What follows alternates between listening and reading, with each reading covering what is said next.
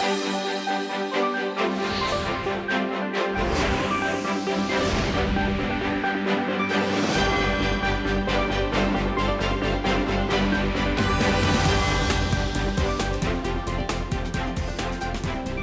morning, it's June 13th here in Seoul, and I'm Kim Dami.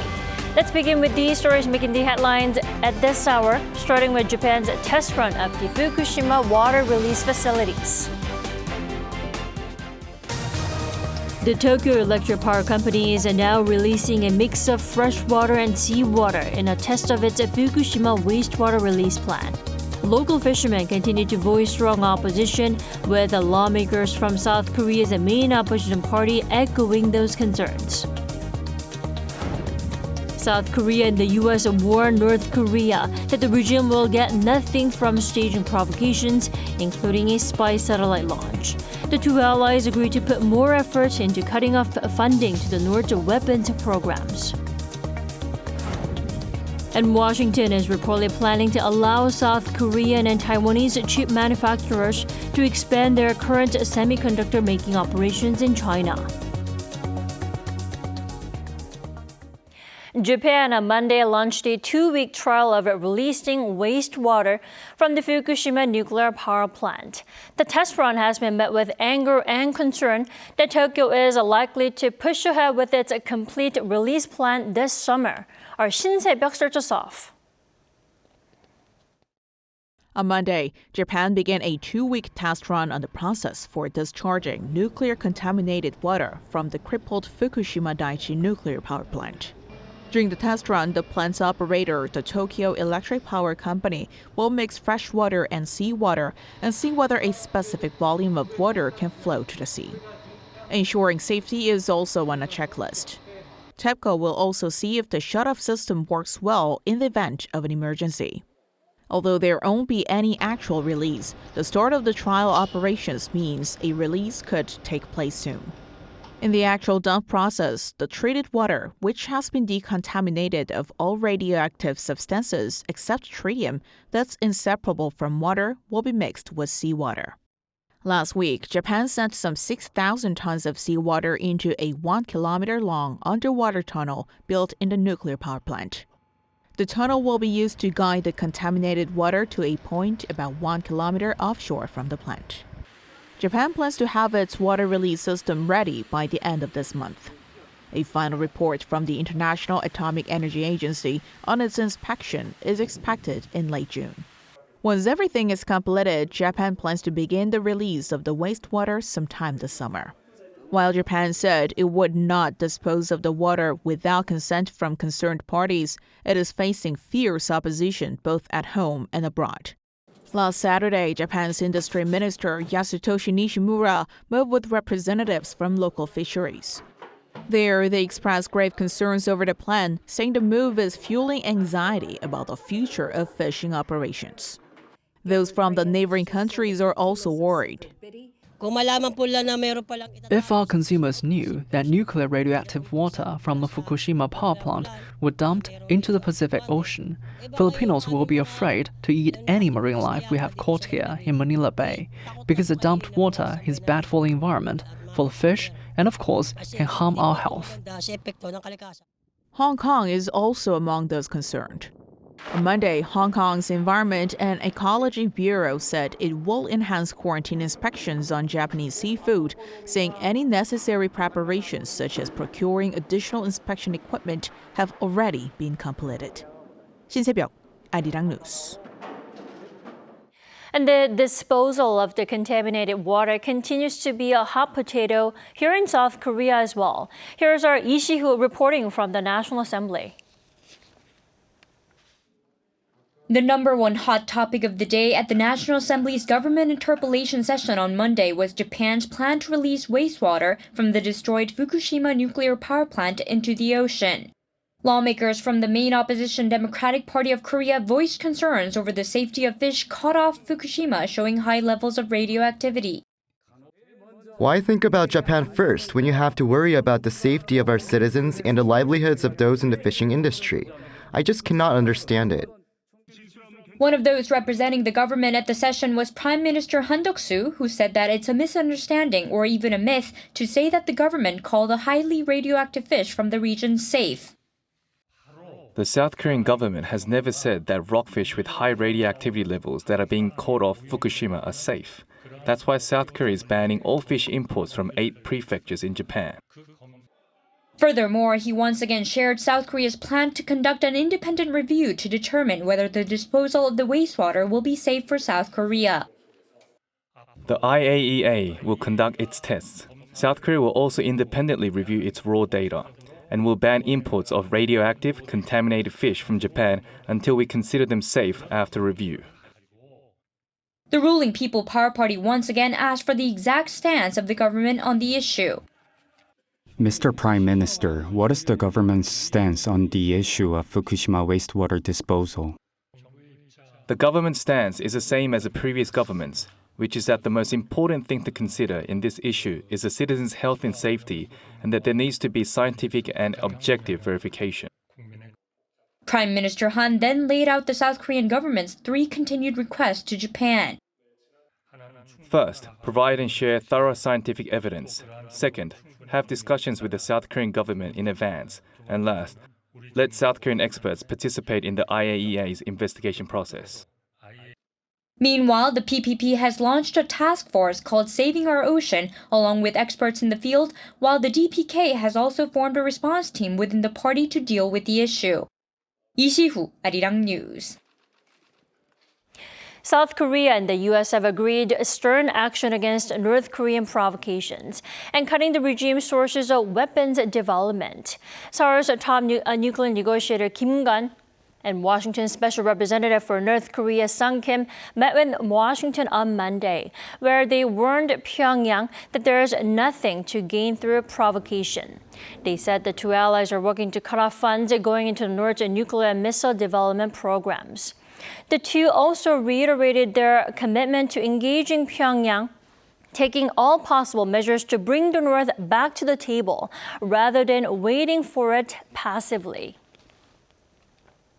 Washington is reportedly planning to let South Korean and Taiwanese chipmakers keep their current chip-making operations in China.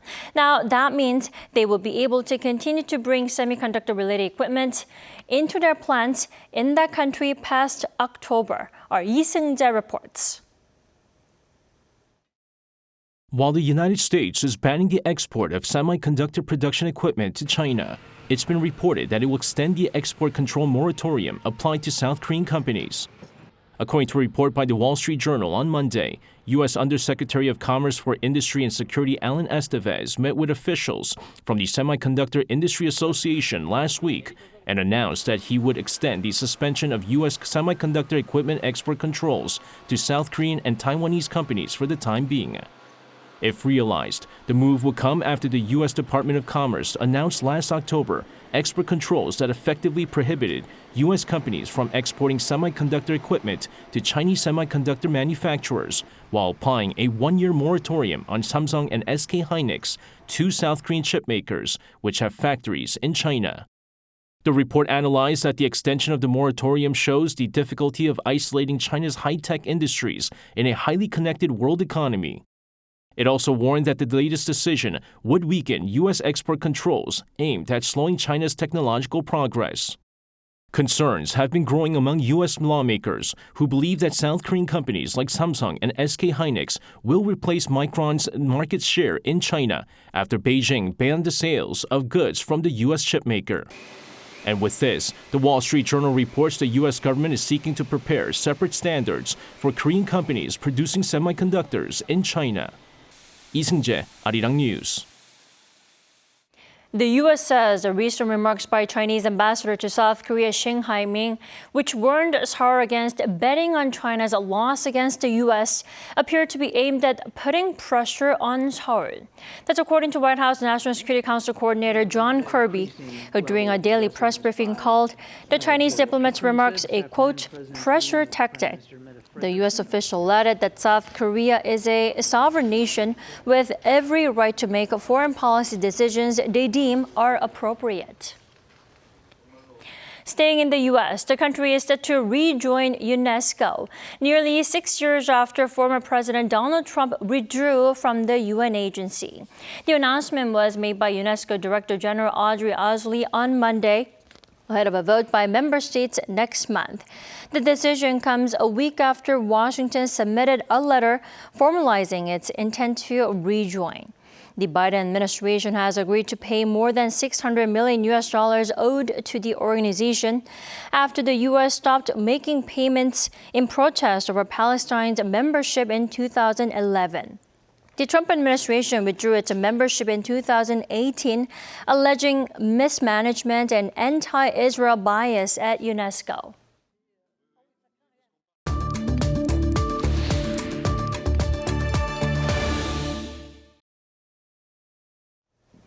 South Korea's export and import figures for the first 10 days of June came out on Monday. Exports, in fact, rebounded to positive figures for the first time in 4 months. Now, can we see this as a good sign? To discuss, we're joined by Professor Yang Hee-dong this morning. Great to have you with us. Hi, good morning. Good morning.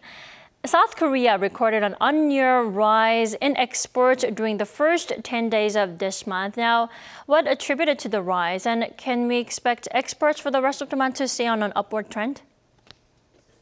Well, I should be more careful about this very, optimal and very positive the forecasting, because for the past 10 months, the trade deficit and export reduction has been maintained. Well, in the early June, and it's very surprising that we have the positive increase of export.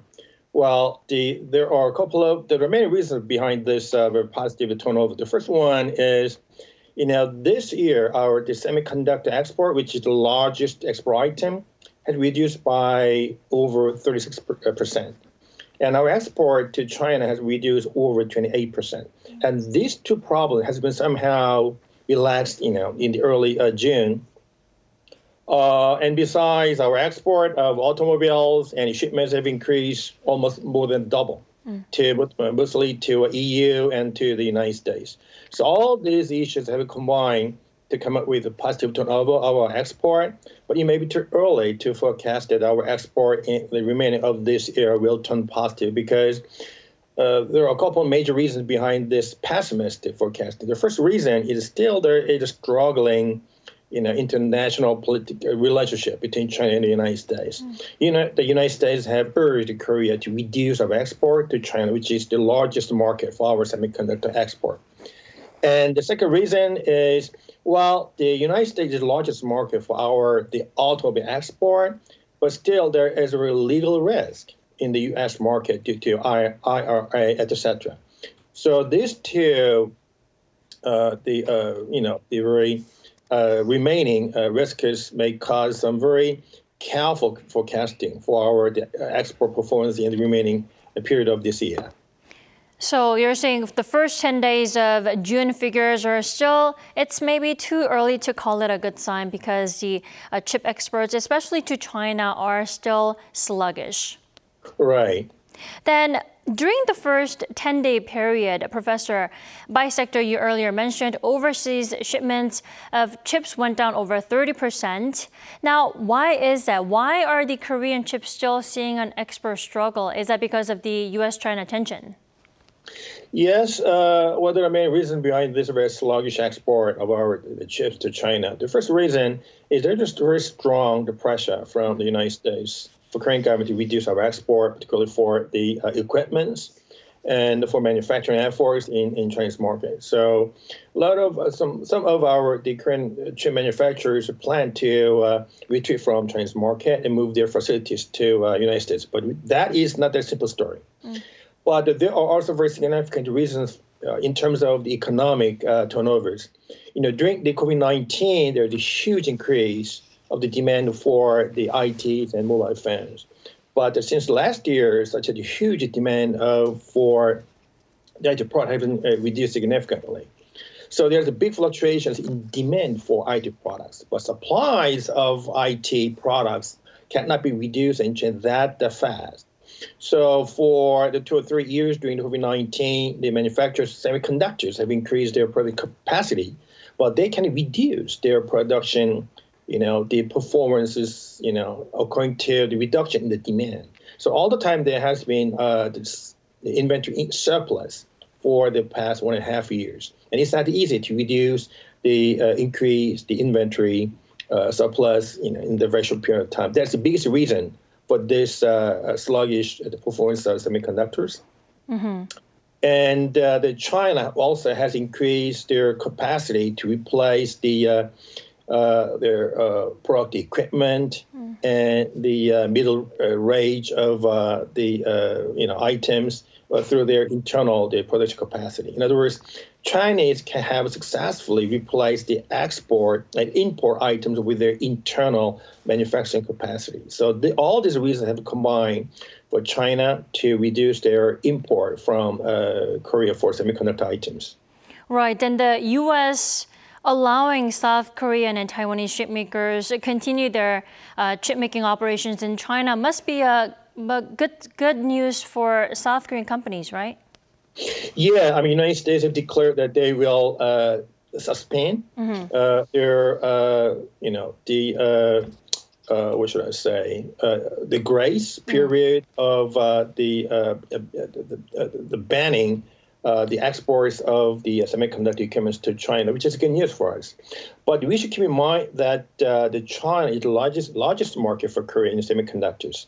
We export more than 32% of our systems semiconductors to China, and we export over the 43% of the memory semiconductor to China. So China is the largest market for our semiconductor export, and it's not easy to replace Chinese market with any other places in the world. Right, definitely. Now, before we let you go, Professor Yang, imports, on the other hand, dropped over 20% on year, which led to a trade deficit of $1.4 billion. Now, that's a trade deficit for 15 straight months. Now, what does that mean? How long will this last for? Well, yes, we are struggling with the trade deficit for the past 10 months. But you should keep in mind that the early 10 days in June, we had $1.4 billion. That is far smaller than the trade deficit during the same period of the last month. Mm-hmm.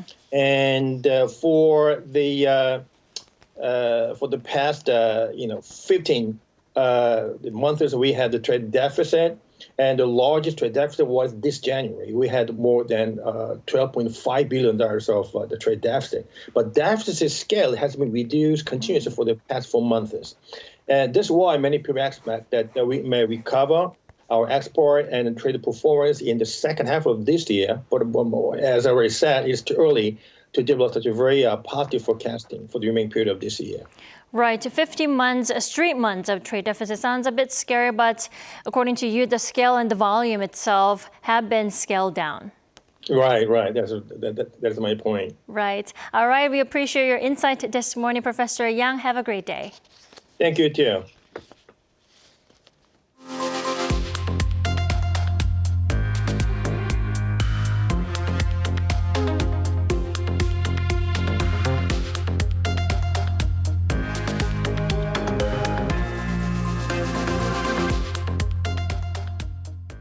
Fine dust can become quite a headache, especially in confined spaces like subway stations.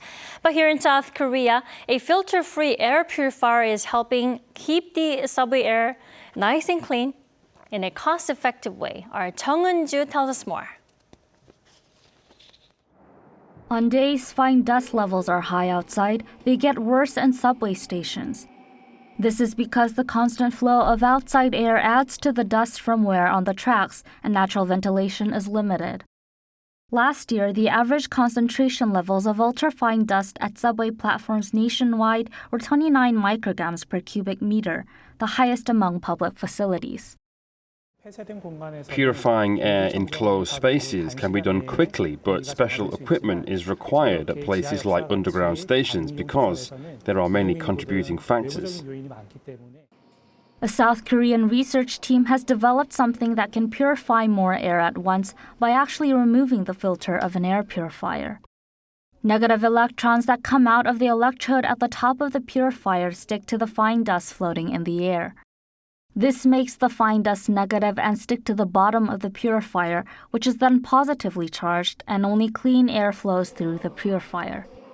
Unlike conventional methods, filters don't block the airflow of the newly developed purifier, so it can clean 1.5 times more air in the same amount of time. Filters also deteriorate as fine dust accumulates, so they need replacing, but this technology maintains its performance of removing more than 90% of fine dust. The research team says the new technology can be applied to existing air purifiers by only improving the filter, so it's cost-effective. It costs nearly $4,000 per year to replace filters per station. So for 500 stations, this saves $1.9 million. The research team applied this technology at Daejeon's Yusong Spa subway station. They also plan to install it in tunnels with running trains to check changes in air quality. The new technology is expected to be used in public facilities such as movie theaters and large restaurants to improve air quality. 정은주, Arirang News.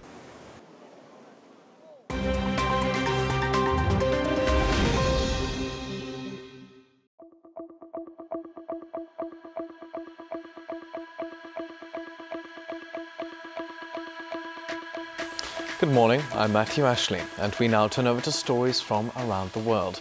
We begin with the United States, as Secretary of State Antony Blinken said on Monday that the Biden administration has taken steps that have hindered efforts by China to expand its global spying network.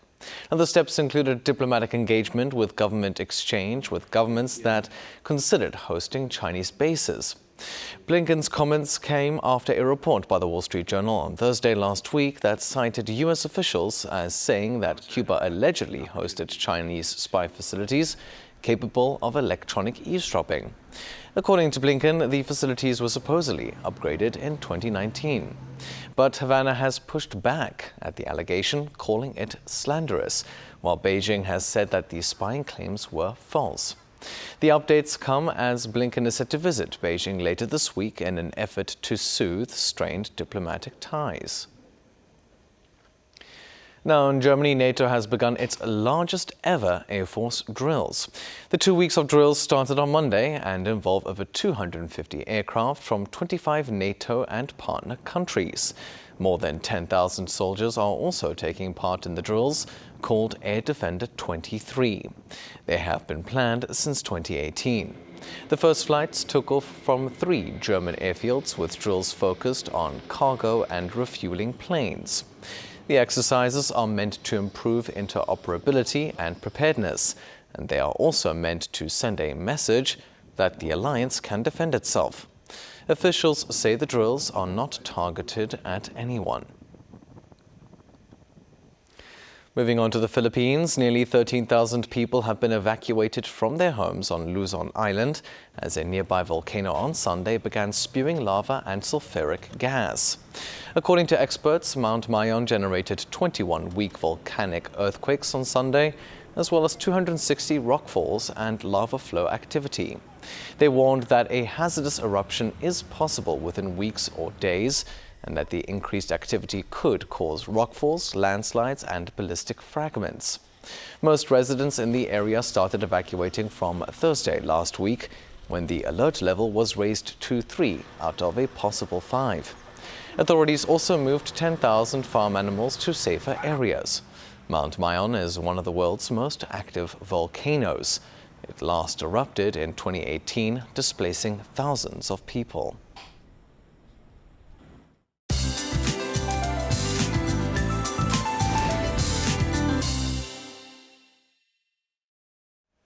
Good morning. Passing rain and isolated storms are in the forecast across Korea. Chances of strong wind with hail cannot be ruled out. So more wild weather is in the forecast with 5 to 40 millimeters of rain expected this afternoon, including in Daegu, where heavy showers could fall in the mid-afternoon, dropping 20 millimeters an hour for a couple of hours. So please be mindful of sudden changes in weather today. But the skies will remain sunny when it does not rain.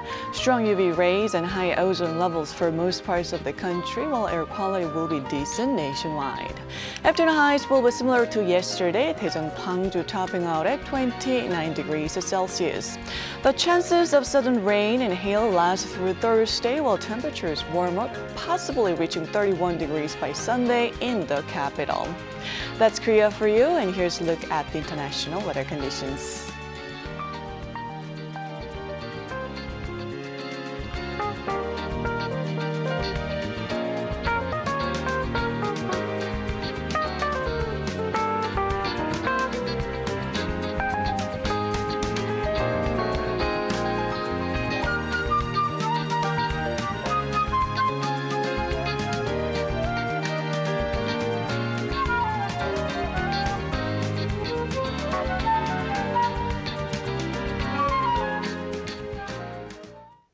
We thank you for watching New Day at Arirang. Our newscast will be back at 12 p.m. Korea time.